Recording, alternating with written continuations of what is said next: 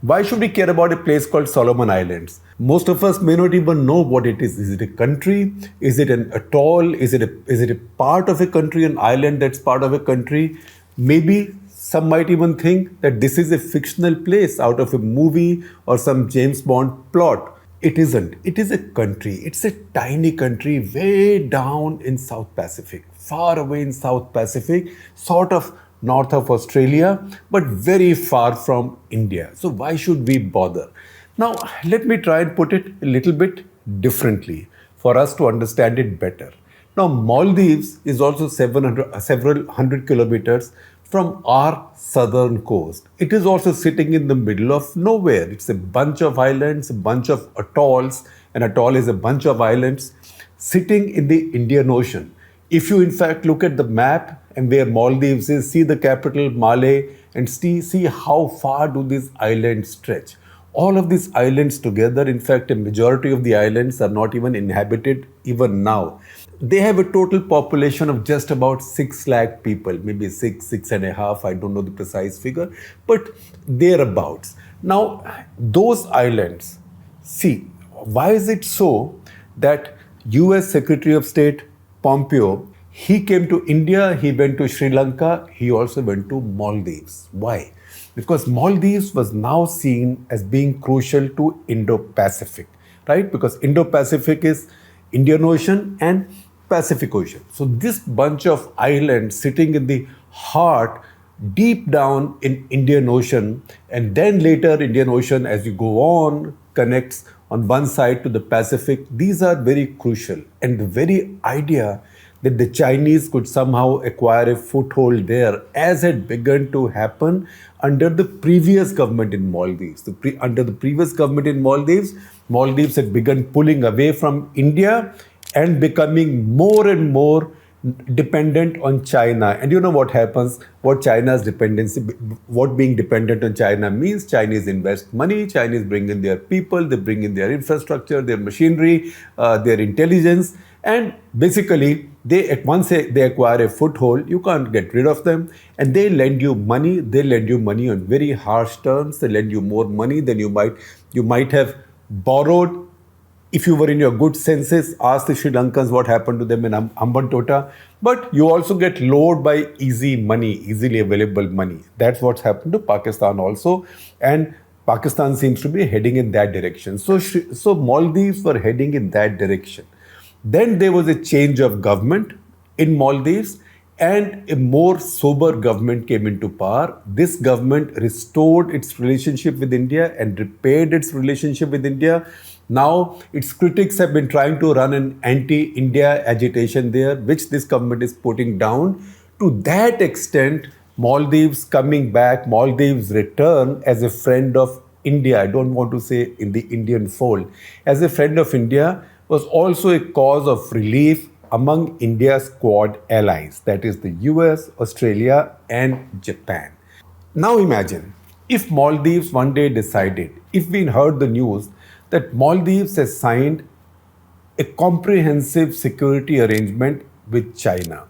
Under this arrangement, the Chinese can send their ships, their warships, any military assets to Maldivian ports for replenishment, for exchange, for any activity. Basically, short of getting permanent bases, being able to use Maldives for any of their activity. Plus, if then this also had an arrangement whereby whenever the Chinese thought their interests were threatened in the Maldives, they could intervene with their armed force. And third, if the Maldivian regime of the day or government of the day felt threatened and felt that there were disturbances which could be democratic protests that they were not able to put down, they could invite the Chinese to put this down. What would be the reaction in India? We will go apoplectic. Besides, what will be the reaction in Japan, in Australia, in the US, other Indo-Pacific countries, other Quad members? All of us will immediately act in alarm and do something about it. At least we'll start protesting right away and making noise right away, and we'll see this as an immediate threat. Now look at now that flip the globe a little bit and see on the screen where Solomon Islands are and see the similarities. Solomon Islands are about 900 islands. Not all, most of them are not inhabited.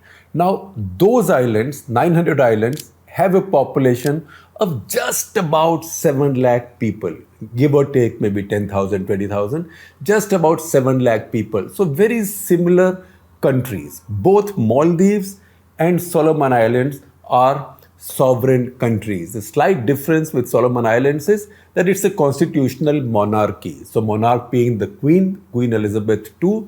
So, she is like the titular head of Solomon Islands, and she has a governor general who's elected by the National Assembly. National Assembly is a 50-member house. It's an adult franchise. Everybody gets to vote. It's a democracy, and that elects a prime minister who rules the country. So Solomon Islands has a prime minister now. His name is Manasseh Sogavare. Now Solomon Islands became independent from the British, say mid-70s in the last century. But since then, it's never had much stability. Now there are a lot of people who say, oh, it's a failed state, right?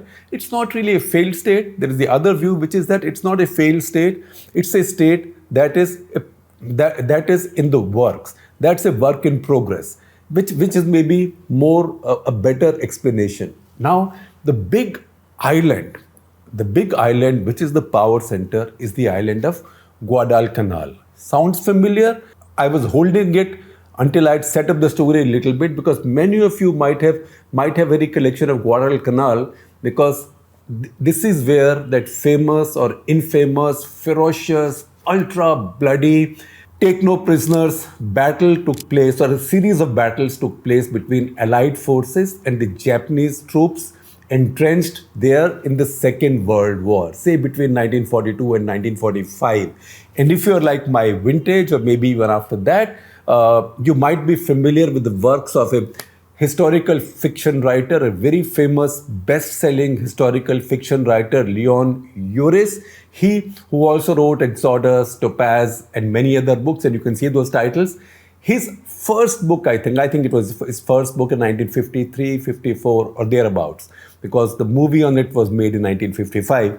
That was titled Battle Cry. So Battle Cry is a book that he wrote about the Battle of Guadalcanal. It helped that he was in the 6th Marine Regiment. He was an enlisted man in the 6th Marine Regiment. He was a communication man, a radio man. And if you remember that book is also told in first person, as if in the voice of a communication man in that regiment. So first you have the battles of Guadalcanal, and then you go on to Tarawa. So that is the area. So Guadalcanal, it's on that island that Honiara, the capital of Solomon Islands, is based. And the Prime Minister is Manasseh Sogavare. So what's happened is, and first of all, a leak took place. The leak was the draft of an agreement that Sogavare's government and the Chinese were going to sign. Nobody denied that leak. Nobody said that this leak is not authentic. Then soon enough, while people were still trying to figure out whether this is authentic, this is not authentic, is this the final document or not, he made a statement in his parliament just recently. Now he's made a statement in his parliament saying that he has signed an agreement, a comprehensive security agreement with the Chinese, but he still isn't willing to reveal the full agreement even in his parliament. That's got everybody suspicious that the agreement he signed is the same that had been leaked. That agreement has 7 articles. So, very interestingly, he made his statement in Parliament just on the eve of the visit of a very important American delegation. And this American delegation had specifically to do with Indo-Pacific, because the delegation was headed by the American Assistant Secretary in State Department for the region, but more importantly, by Kurt Campbell, who's in the National Security Council, Indo-Pacific coordinator. And Kurt Campbell is the mind who was responsible for the big pivot to Asia, pivot to Indo-Pacific in Obama's time. So just before he arrived, Prime Minister of Solomon Islands made this statement. Now, if this draft is correct, and it is widely believed now to be correct, it means that the government of Solomon Islands, one, can request the Chinese to come and help them with police, army, navy, anything in case they need help. And they have problems, and I'll come to that, and they have limitations. I will explain that to you. They do need foreign help every once in a while, in fact, much too often. Second, that even if the Chinese need to send their forces for their own needs, that is to protect their assets or protect their diaspora. Some of the recent disturbances in Honiara, the capital of Solomon Islands, they have targeted a neighborhood of Honiara called Chinatown, which, as you would expect, houses a lot of Chinese businesses, ethnic Chinese businesses, and ethnic Chinese homes. This is the Chinese diaspora. In November last year, there were massive riots and massive disturbances. Chinatown was targeted. Chinatown was targeted earlier also in disturbances that took place more than 2 decades ago, because this then begins to look like an ethnic clash. So this gives the Chinese like a preemptive right to come and protect their people just because they happen to be of Chinese extraction. Never mind that they are now naturalized in Solomon Islands. Plus, this agreement says, the articles in the agreement, that as I had explained to you earlier, fictionally, if it were to happen with Maldives, that the Chinese can use Solomon Island facilities and their ports for their replenishment, for their refueling, for their logistics, for exchange of personnel. So everything short of setting up a base. But you see, once you get there and the Chinese start building up your infrastructure, then you are just half a step away from a base. And Chinese now have a very solid base in Djibouti that is on top of the Horn of Africa. That's another choke point between Red Sea and the Indian Ocean. You can see it on the map. If the Chinese get a foothold here as well, see, Solomon Islands will then not look like a place so far away from all of us, because this will then sit, these islands will then sit atop so many of the shipping lanes coming in from Americas into Asia, Americas into Australia, Americas into Asia, and from the Pacific into the Indian Ocean. And that's why everybody has immediately got neurotic about it. So Australians have spoken out against it. Scott Morrison has spoken out against it. He's the Prime Minister. He's facing a tough election. And this is also broken at a time when Australia is going through its election process. And it's a very, very polarized election between the Labour and the Conservatives led by the current incumbent. So the Labour is now calling it the biggest failure, the greatest failure of Scott Morrison's foreign policy. In fact, they are even saying this is the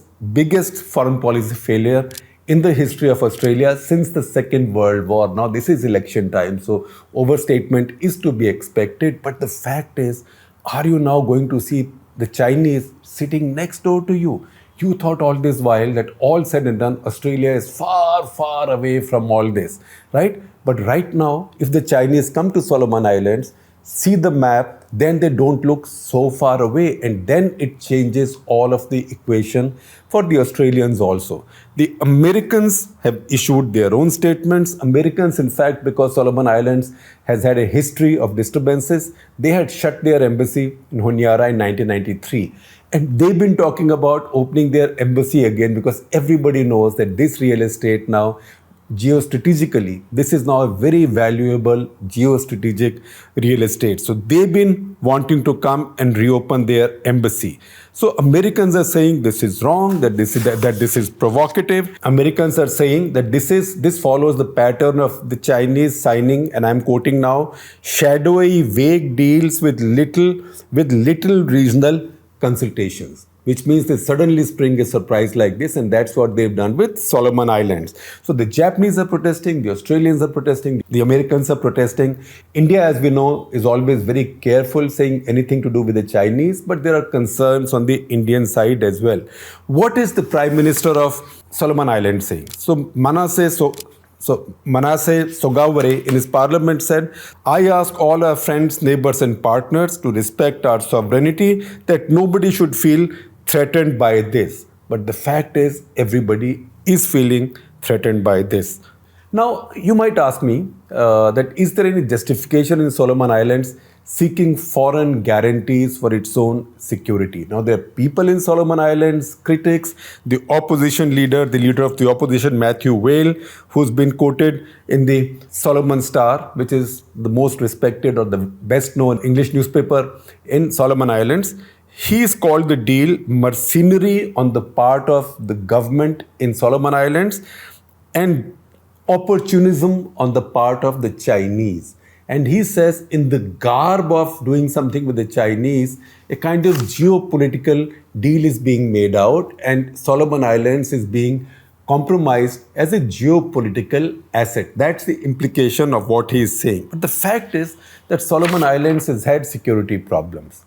Population of just about 7 lakhs, it doesn't have an army. So even today, it has about maybe 500 to 1,000 people in uniform who do everything, who do the policing to soldiering to fighting, etc., etc. So they are not able to control the problems when they arise. So they've been routinely asking the Australians and others to do this. So there is a body called Pacific Islands Forum, PIF, which is a kind of regional body which comes together in times of crisis or calamities or threats. So in 2003, Solomon Islands again had disturbances and they were not able to put them down. So they had requested the Pacific Islands Forum to help. That's when Pacific Islands Forum sent a force there of about 2,000 people, most of them Australian, but also drawn from New Zealand and elsewhere, I think some Fijians also. This was called Regional Assistance Mission to Solomon Islands, or in short form, RAMSI. Troops of RAMSI are still somewhere there, maybe not in as much strength. So Australia and other neighbors think that, look, why Solomon Islands going to the Chinese for their security when we are all there and we are there, quote unquote, selflessly. Solomon Islands, this leader on the other hand has other issues. In 2019, he nearly lost power. He's now Prime Minister the 4th time, but at none of the times did he have an easy tenure. He's been thrown out of power, he's come back to power, he's been dismissed, he's come back to power. There's been a lot of political instability. So he's trying to now reach out to the Chinese to perpetuate his rule. He's even threatening to cancel next year's elections, to rewrite the constitution, and for that he needs help from a big power like the Chinese. Now, many of the Pacific states have had old relationships with Taiwan, but Mr. Sogaware, he discontinued his diplomatic contact with Taiwan and recognized fully the Chinese instead. That was a big change in the history of Solomon Islands, and the Chinese obviously appreciate that. So he's reaching out to the Chinese, and to that extent, his critics think that to perpetuate his own power and become sort of more of a dictator now, an unchallenged leader, he is bartering the sovereignty of his nation. On the other hand, his argument is, we are a sovereign nation, I am an elected leader, I am doing what I think is right for my nation. So that is where we stand, but I think this explanation is needed so we understand why Australia, America, Japan are also upset about this change in a tiny place, in a group of 900 islands inhabiting no more than 7 lakh people, and why India is concerned too, never mind that it's not talking about it.